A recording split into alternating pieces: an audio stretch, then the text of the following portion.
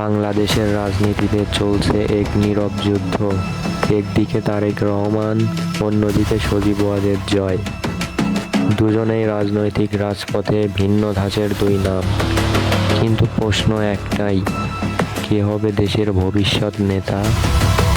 তারেক রহমান বিএনপির প্রতিষ্ঠাতা জিয়াউর রহমানের ছেলে, মায়ের হাত ধরে রাজনীতিতে প্রবেশ করেন। 2001 সালের পর হয়ে ওঠেন বিএনপির মূল চালক।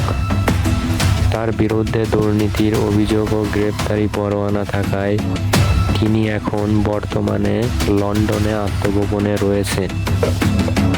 অন্যদিকে সজীব ওয়াজেদ জয় জাতির জনক, বঙ্গবন্ধুর নাতি, প্রযুক্তিতে পারদর্শী, যুক্তরাষ্ট্রে পড়াশোনা করেন, ডিজিটাল বাংলাদেশের ধারণার রূপকারক।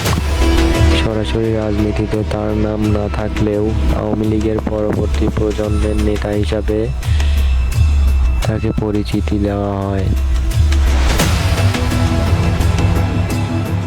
দুজনের পরিবারের মধ্যে চলছে ক্ষমতার পালাবদল। তবে আজকের তরুণেরা কি চায়? দুর্নীতিমুক্ত আধুনিক নেতৃত্ব, নাকি রাজপথের আগুনে পোড়া পরীক্ষিত মুখ? এখন প্রশ্ন, তারেক না জয়, কাকে চায় আগামী বাংলাদেশ? কমেন্টে লিখুন আপনার মতামত।